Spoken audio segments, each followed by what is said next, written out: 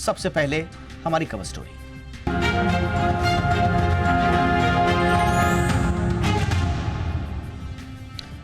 बांग्लादेश में सियासत और सेना की तनातनी खुलकर सामने आ गई है। कुछ ऐसी खबर है कि अंतरिम सरकार के मुखिया मोहम्मद यूनुस अपने पद से इस्तीफा देना चाहते हैं। वो भारत ने सड़क मार्ग से होने वाली बांग्लादेशी इंपोर्ट पर सख्त रुख जो अपनाया है, उसका इम्पैक्ट भी वहां पर पड़ रहा है। इससे उनके प्रोडक्ट्स भारत में महंगे हो जाएंगे, स्वाभाविक है। एक तरफ बांग्लादेश में राजनीतिक संकट है, दूसरी ओर से बढ़ते ट्रेड संकट से कुल मिला के बांग्लादेश ऐसा लग रहा है, और ख़ास तौर से यूनुस साहब जो हैं वो फंस गए हैं, गिर गए हैं। अब इसके लिए कौन सी परिस्थितियां जिम्मेदार हैं? भारत को इन तमाम डेवलपमेंट्स को बांग्लादेश में जो हो रहे हैं उन्हें किस तरह से देखना चाहिए, इस पर विस्तार से आज हम करेंगे एक्सपर्ट्स के साथ चर्चा। पहले आप ये रिपोर्ट देखिए।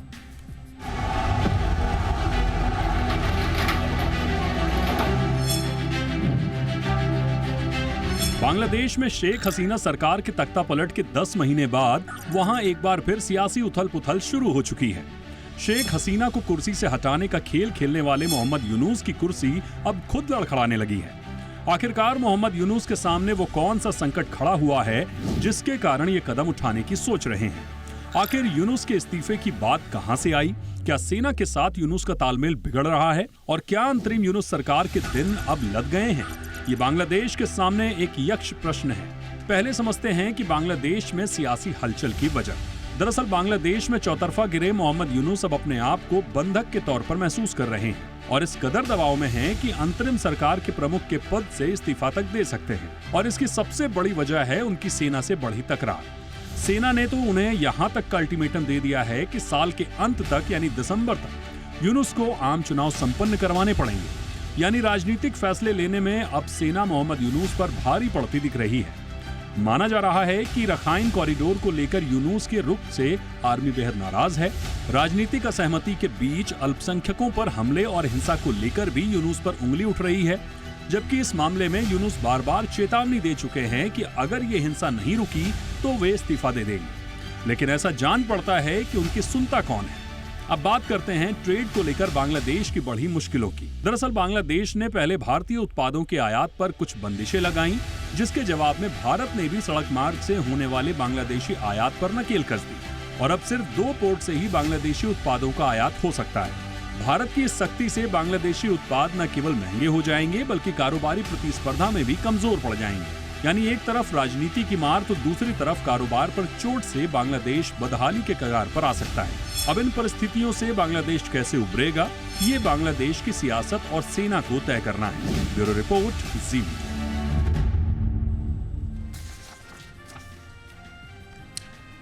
और इस मुद्दे पर बातचीत करने के लिए हमारे साथ खास मेहमान जुड़ चुके हैं। हमारे साथ जुड़ चुके हैं एम्बेसडर अनिल त्रिगुणायत सर, पूर्व राजनयिक हैं आप और डिस्टिंग्विश्ड फेलो हैं विवेकानंद इंटरनेशनल फाउंडेशन के। Ambassador Trigunayat, good evening sir, बहुत बहुत स्वागत है आपका। हमारे साथ हैं major general retired AK Siwach sir, जाने माने डिफेंस एक्सपर्ट हैं आप, बहुत बहुत स्वागत है जनरल सिवाच आपका हमारे शो पे। और हमारे साथ हैं major general retired SVP Singh sir, आप भी डिफेंस के जाने माने एक्सपर्ट हैं। Good evening general Singh sir, बहुत बहुत स्वागत है सर आपका भी। एम्बेसडर त्रिगुणायत सर, आपसे ही चर्चा की शुरुआत कर रहे हैं। सर एग्जैक्टली वहाँ पर क्या चल रहा है, थोड़ा सा हमें विस्तार से समझाइए, और भारत के नज़रिए से हमें यूनुस का ये जो घिरा जाना है इसको किस तरह से देखना चाहिए? देखिए, जहां तक आपने देखा है कि अगस्त 5 में जब हुआ उसके बाद से मोहम्मद यूनुस खाली एक एडवाइजर और चीफ एडवाइजर की तरह नहीं बल्कि एक प्रेसिडेंट की तरह बिहेव करने लगे हैं। बहुत सी चीजें हमने देखी हैं कि पॉलिसीज में इतने बड़े बड़े चेंज लाए जा रहे हैं और वो कभी पाकिस्तान के साथ बात करते हैं, कभी अमेरिका के साथ, कभी चीन के साथ, और भारत के खिलाफत में काफी कुछ कर रहे हैं, ये भी दिख रहा है। तो माइनॉरिटीज के साथ किस तरह से हुआ, वहां पर आपको पता ही है वायलेंस कितनी हुई है, तो उसको भारत ने अपना कंसर्न दिया, लेकिन उसके बाद भी भारत पूरी तरह उनको सपोर्ट करते रहा है। अब हुआ ये है कि क्योंकि ये पिछले 7-8 महीने में अराजकता वहाँ बहुत ज्यादा बढ़ गई है। लोगों की एक्सपेक्टेशन, जैसा आप जानते हैं, जब भी कभी इस तरह के रिवोल्यूशंस वगैरह होते हैं तो लोगों को लगता है कि अगले दिन ही सब कुछ ठीक हो जाएगा। लेकिन ये सरकार आई जिसके पास कोई प्लान ही नहीं था, और वो सब चीज बदलना चाहते थे। वो कॉन्स्टिट्यूशन बदलना चाहते हैं, वो इलेक्शन सिस्टम बदलना चाहते हैं, और उस सबके लिए उन्होंने स्पेशल कमिटीज वगैरह भी बैठाई। और दूसरी चीज ये है कि एक उन्होंने एक इशू किया था, शायद 12 मई को या क्या, उसमें उन्होंने शेख हसीना की पार्टी को ही बिल्कुल बैन कर दिया। और उसके बाद जो वहाँ के जो चीफ इलेक्शन कमिश्नर है, उन्होंने भी ये बात कह दी है। दूसरी तरफ आर्मी है, आर्मी में जनरल जमान है, और उनके नीचे में लेफ्टिनेंट जनरल है। मैं जानता हूँ कि जनरल साहब जो यहाँ बैठे हुए हैं वो इस बारे में कुछ और बातें बताएंगे। लेकिन एक जो लेफ्टिनेंट जनरल है वहां पर, उनका जो प्लान दूसरी तरह का है। वो पाकिस्तान के साथ में बहुत ज्यादा बढ़ाना चाहते हैं। और जनरल जमान जो है वो एक इंक्लूसिव टाइप की पॉलिटिकल ट्रांजिशन चाहते हैं। तो सबकी दुनिया की जो है, चाहे वो बीएनपी पार्टी हो, खालिदा जिया की पार्टी हो, या दूसरे पॉलिटिकल लीडर्स हो, सबको ये चाहिए कि जल्दी से जल्दी इलेक्शन हो ताकि एक इलेक्टेड गवर्नमेंट आए। और यही वहाँ के आर्मी चीफ भी चाहते हैं। जो उन्होंने कल जो बातचीत हुई उसमें उन्होंने कहा कि दिसंबर तक इलेक्शन हो जाना चाहिए, ताकि एक ट्रांसफर करें। और जो इम्पोर्टेंट चीज है, राखीन कॉरिडोर जैसे है कि रोहिंग्या मुस्लिम्स के बारे में सपोर्टिंग अराकान आर्मी म्यांमार में, अमेरिका के कहने पे या यूएन के कहने पे कॉरिडोर बनाने के लिए, उसको उनको लगता है कि अगर हम इस तरह करेंगे तो हमको काफी बड़ा थ्रेट हो सकता है। वहाँ के जनरल है, जनरल जमान का मानना ये है। दूसरी चीज उन्होंने कुछ इस तरह से किया है कि नेशनल सिक्योरिटी एडवाइजर को अपॉइंट किया अपने आप, जबकि जनरल जमान जो थे वो मॉस्को में गए हुए थे। और उस वो उन्होंने अपना अलग ही एक सिस्टम शुरू कर दिया आर्मी ऑफिसर्स के साथ। तो एक तरह से एक आर्मी के अंदर ही कू करने की कोशिश की गई किसी तरह से, मैं समझता हूँ। और इसीलिए जनरल जमान ने कल ये कहा है। और ये इलेक्शन जो है बीएनपी भी चाहती है। हालांकि शेख हसीना की जो पार्टी खालिद जो है अवामी लीग, हम्म। उसको उन्होंने बैन कर दिया है। लेकिन आर्मी ये चाहती है कि सबको मौका मिलना चाहिए। अगर परेशानी शेख हसीना से है तो वो तो है नहीं वहां पर, तो हम्म। पार्टीज को सबको मौका मिलना चाहिए। और मैं समझता हूँ कि ये यही एक मेन मुद्दा है। नॉन डिलीवरी किसी भी लेवल पे वहां पे हालत काफी खराब है। और तो लोगों में एक बड़ा अप्रोच है। दूसरी तरफ यंग लोगों ने एक पार्टी बनाई है अपनी, जिसको नेशनल सिटीजनशिप पार्टी कहते हैं। अब वो पार्टी जो है वो चाहती है ज्यादा से ज्यादा टाइम मिले, ताकि वो ज्यादा उनको सपोर्ट मिल पाए इस बात का, और उनका चांसेस हो। वो ये चाहते हैं कि पुरानी सारी पार्टियों को बैन कर दिया जाए। तो एक कंप्लीट मेस है वहां पर, मैं एब्सोल्युटली। समझता हूँ। और मिस्टर मोहम्मद यूनुस जो है वो उसको संभाल पाने में सक्षम नहीं है। Absolutely sir. आपके एनालिसिस से ये समझ में आ रहा है, एंड जनरल सिवाज से मैं आपके पास आना चाहूँगा। ऐसा लग रहा है कि यूनुस की स्थिति बहुत कमज़ोर है इस वक्त और कई मोर्चों पर वो दबाव महसूस कर रहे हैं। सेना और बीएनपी जैसे राजनीतिक दलों का दबाव है। इस्तीफे की धमकी देकर ऐसा लग रहा है कि एक एक सहानुभूति बटोरने की कोशिश, उसकी एक रणनीति, ताकि वहाँ की जनता और अपने समर्थकों का वो इमोशनल सपोर्ट हासिल कर सकें। दूसरी तरफ हम देख रहे हैं कि अमेरिका और पाकिस्तान जैसे देशों के साथ थोड़ा वो संबंध बनाने की कोशिश कर रहे हैं, रखाइन कॉरिडोर जैसे प्रोजेक्ट्स पर आगे बढ़ के। क्या लग रहा है सर, यूनुस क्या चाह रहे हैं, और क्या वाकई में वो इतने कमज़ोर हो चुके हैं अब कि उनका जो एंटी इंडिया स्टांस रहा है वो वहाँ से हमें कुछ अच्छी खबर सुनाई दे सर अभी, या ये सिर्फ उनकी रणनीति है? हाँ देखो दीपक, दो तीन बातें हैं इसमें, कोई शक नहीं मोहम्मद यूनुस के कंट्रोल में सिचुएशन है नहीं, क्योंकि वो एक प्रकार से पैराट्रूप करके भेजा गया था डीप स्टेट अमेरिका ने। और वो दो तीन बातें इसके कारण वो कंट्रोल में, कि आज की तारीख में जमात इस्लामी और बांग्लादेश मुजाहिदीन जो रेडिकल एलिमेंट्स हैं वो ज़्यादा सक्रिय हैं बांग्लादेश के अंदर। दूसरी बात यह है कि बांग्लादेश के अंदर जो पॉलिटिकल इंस्टेबिलिटी बढ़ती जा रही है, क्योंकि अवामी लीग को इन्होंने टेम्परेरी बैन कर दिया है। और ये सच्चाई है कि उसका भी कम से कम 25 से 30% अभी भी बेस है पाकिस्तान में। और जो सिचुएशन अब धीरे धीरे इकोनॉमिकली भी जो बांग्लादेश की काफी नाजुक होती जा रही है, क्योंकि उनका सबसे ज्यादा ट्रेड भारत के साथ होता है, और भारत से उसको टेक्सटाइल के लिए रॉ मटेरियल जाता है, खाना पीना जाता है। जिस प्रकार से हमने अभी एक्सपोर्ट भी उनका एक प्रकार से कुछ एक इलाकों के लिए ही निमित कर दिया है, दो पोर्ट्स में, तो उसको इकोनॉमिकली काफी चोट पड़ने वाली है। और टेक्सटाइल इंडस्ट्री में आज की तारीख में कहते हैं 38% नुकसान बांग्लादेश को हो गया। अब आती बात इलेक्शन की। अब जो इलेक्शन है, फौज का मानना है कि इलेक्शन जल्दी होने चाहिए और इस साल के एंड तक होने चाहिए। जबकि मोहम्मद यूनुस है वो इलेक्शन जल्दी नहीं कराना चाहते, कुछ एक वो एसओपी करा के तब अगले साल कराना चाहते हैं। तो ये एक जन जमान और इनके बीच में बहुत बड़ी टक्कर है। और जन जमान का कहना है कि हम पुलिसिंग नहीं करना चाहती फौज, आप जल्दी इलेक्शन कराएं और नई गवर्नमेंट टेक ओवर करे और हम अपने बैरक्स में जाएं। अब बात आती है कि जन जवान जो हैं वो एक प्रकार से मुझे लगता है प्रोफेशनली काफी ठीक है, मिलिट्री लीडर हैं, भारत के साथ उसके रिश्ते बहुत अच्छे हैं। ओके। इसको मद्देनजर रखते हुए मोहम्मद यूनुस जो लेफ्टिनेंट जनरल फयाज जो एक मोहम्मद फयाज रहमान हैं जो कि क्वार्टर मास्टर जनरल है, उसको फेवर करते हैं। और कहीं ना कहीं जो आईएसआई है, lieutenant general Asim Malik DG ISI भी आए थे, वो भी उससे मिले थे। तो पाकिस्तान की जो आईएसआई है वो धीरे धीरे अपना गढ़ बढ़ाती जा रही है पाकिस्तान में, और आज उसका काफी होल्ड हो गया। और वो चाहते हैं कि ये जो लेफ्टिनेंट जनरल मोहम्मद फैजुल रहमान ये टेक ओवर करें जनरल जमान से। तो एक इंटरनल भी आप देखें कशाकशी चल रही है पाकिस्तान बांग्लादेश की फौज के अंदर। और अब बांग्लादेश के अंदर जो 3 मेजर प्लेयर वहां पर ऑपरेट कर रहे हैं, एक कहीं ना कहीं अमेरिका, उसके बाद चीन और पाकिस्तान ने तो पैर पसारे लिए हैं। अमेरिका चाहता है कि ये रखाइन कॉरिडोर, जिसके अंदर वो सच्चाई ये है कि वो चाहते हैं कि एक लॉजिस्टिक कॉरिडोर बनाया जाए और रोहिंग्यास को भी मदद दी जाए। मगर आर्मी इसमें इन्वॉल्व नहीं होनी चाहती। आर्मी कहती है अगर हम ऐसा करेंगे जो करेक्ट। इंटरनल पॉलिटिक्स है वो म्यांमार के में इन्वॉल्व हो जाएंगे, वहां मिलिट्री जनता इसको लाइक नहीं करेगी। तो वो नहीं चाहते कि कहीं भी दखल अंदाजी करें हम म्यांमार में। तो अब सच्चाई यह है कि वहां पर 4 चीजें होंगी। एक तो मोहम्मद यूनुस के अंडर कंट्रोल कोई चीज नहीं है, रेडिकल एलिमेंट्स वहां बढ़ते जा रहे हैं।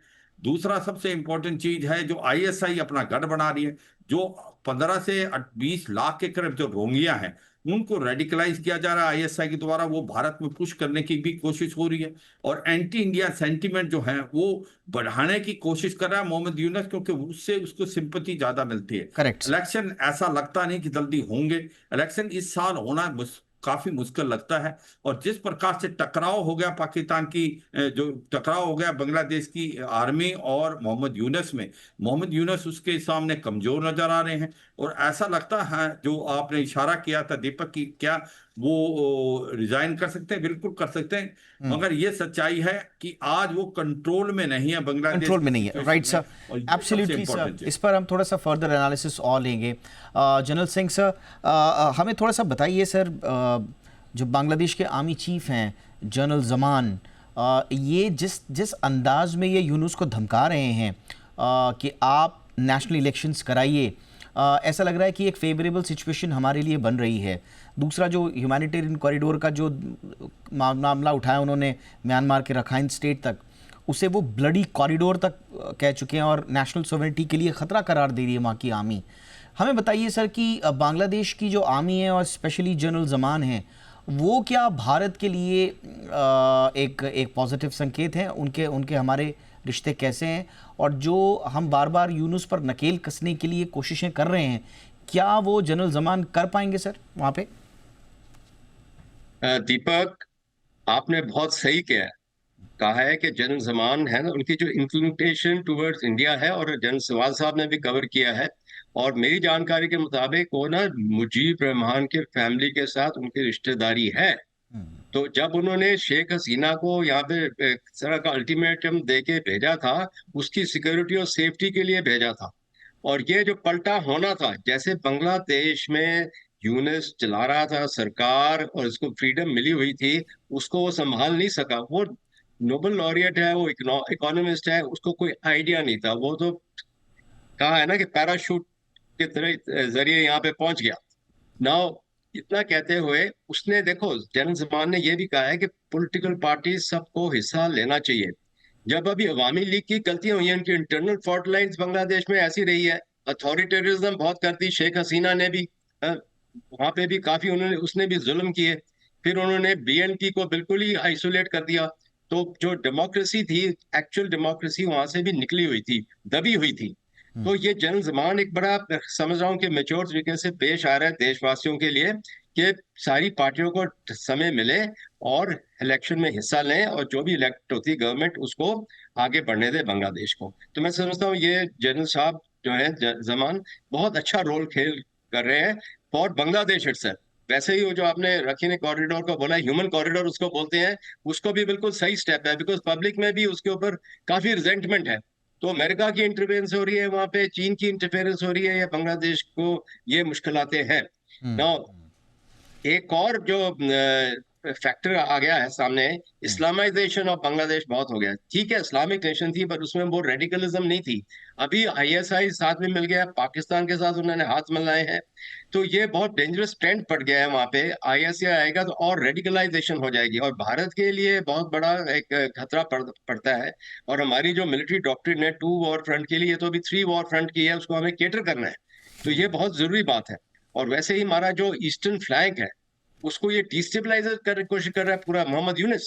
इसका बहुत बड़ा रोल है, चीन को ला रहा है। वो जो एक एयरपोर्ट है पुराना, वो नाम भूल रहा हूँ उसका, यस उसको सर, एक्टिवेट कर रहे हैं, और चीन वहां पे वर्ल्ड आके वॉर हमारा टू के चिकन, आसपास का शायद वो था उस वक्त। हाँ, सिलीगुड़ी कॉरिडोर के पास।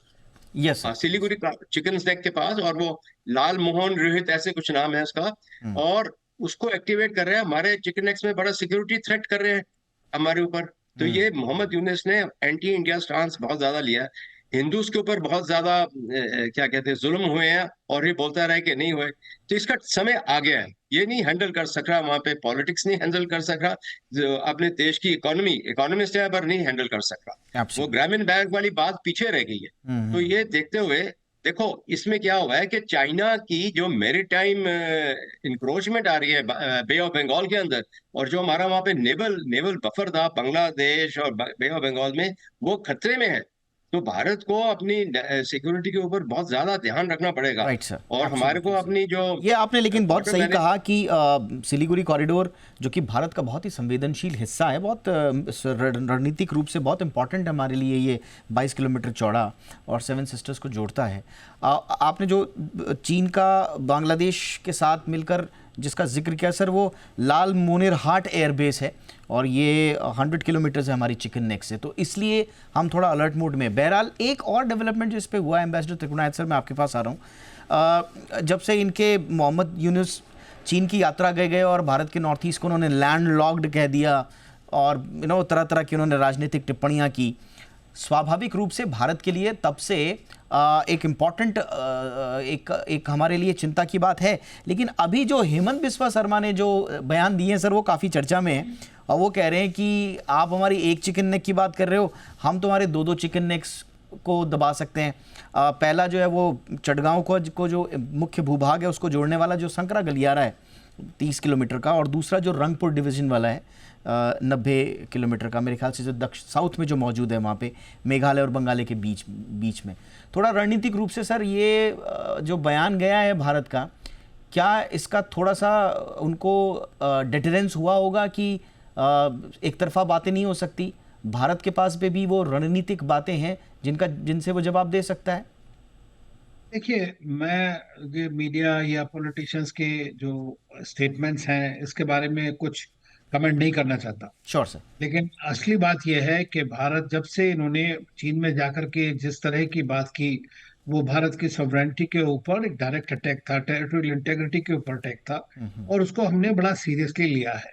और उसी की वजह से जो अभी रिसेंटली हमने जो उनके ट्रेड और ट्रांजिट को हमने बॉर्डर के थ्रू, खास तौर से 7 सिस्टर्स के थ्रू बंद किया है, वो उसी का एक नतीजा है। उससे उनका देखिए, बांग्लादेश का जो ये चेंज हुआ है, जिस तरह से इन्होंने चलाया यूनुस ने, तो आप सोचिए कि बांग्लादेश एक लो इनकम कंट्री से बाहर निकलने वाला था इस साल में, और आज वो फिर वो बड़ी बुरी तरह गर्त में चला गया। दूसरी चीज, 3 तरफ से भारत से घिरा हुआ है, कवर करता है। भारत एक लाइफ लाइन है बांग्लादेश के लिए।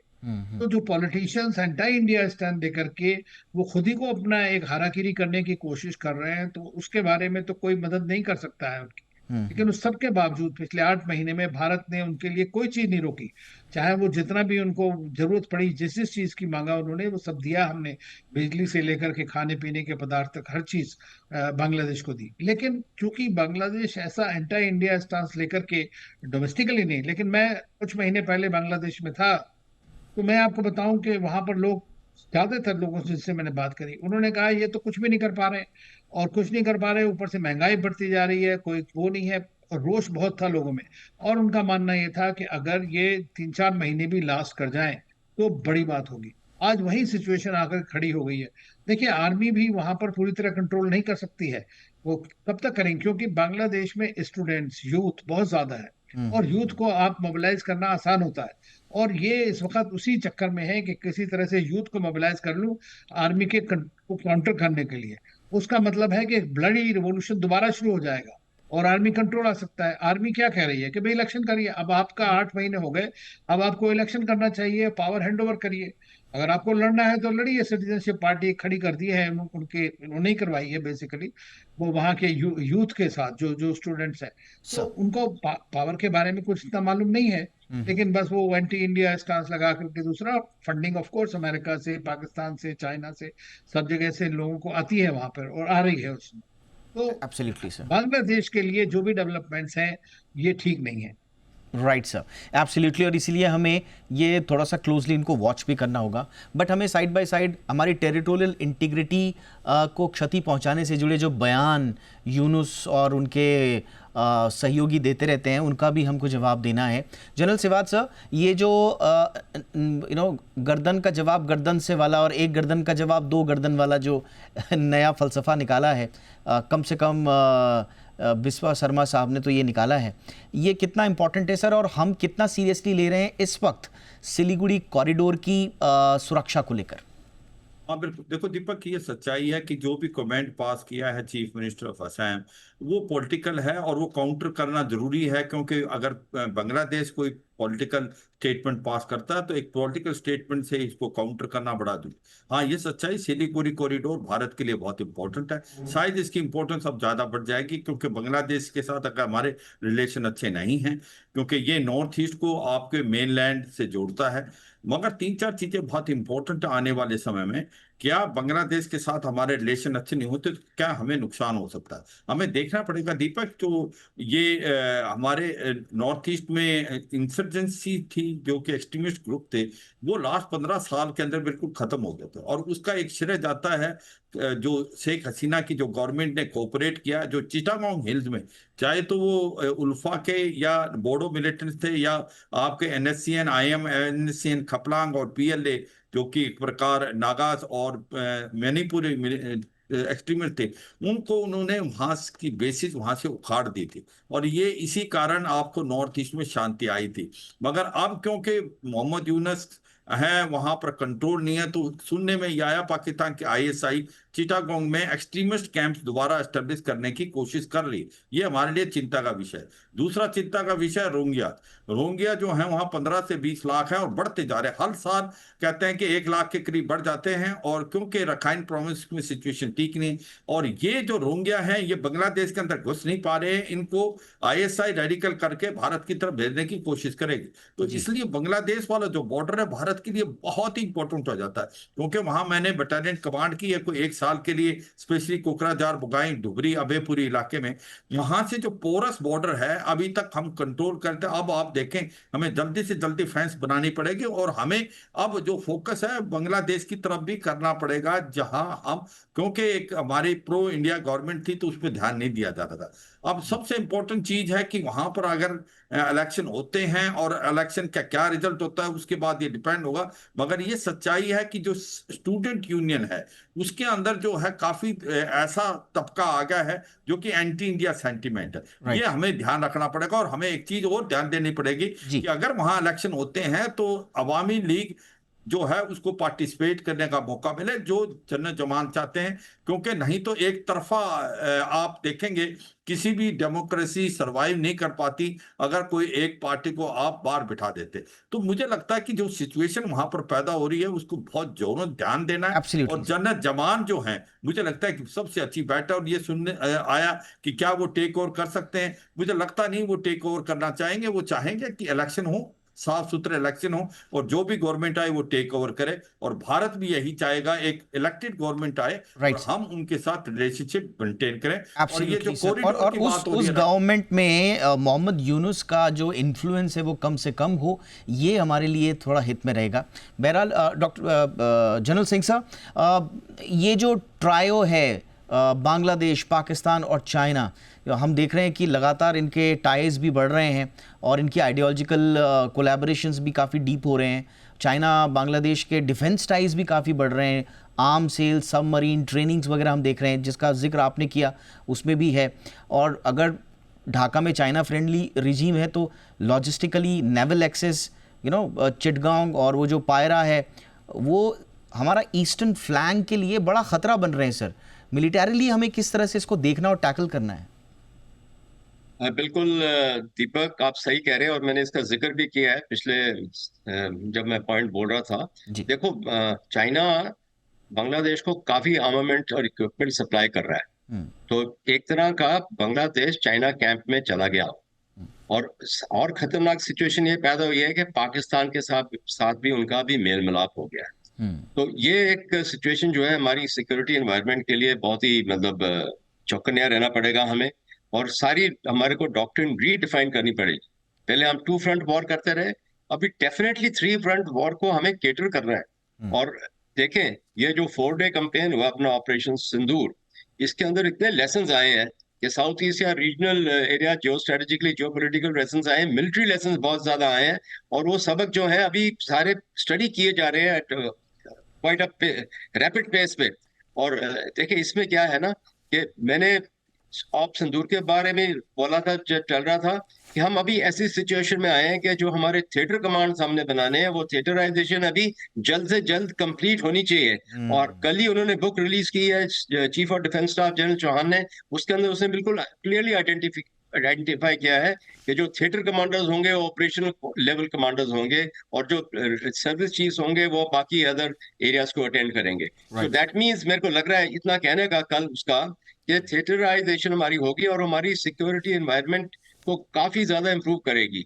और इसमें मैं समझता हूं कि हमारे को डिफेंस बजट जो है, लेसन ये 4 डे कैंपेन में है कि हमारे को डिफेंस बजट को और बढ़ाना है। और मैं तो उसको एडवोकेट करता हूं कि 3% करें, क्योंकि बहुत आवश्यक हो गया अभी। ये चाइना कितना सप्लाई कर रहा है अभी, रैपिडाइजेशन इंक्लूडिंग J-35 स्टेल्थ एयरक्राफ्ट और EW and all these elements they रहा है।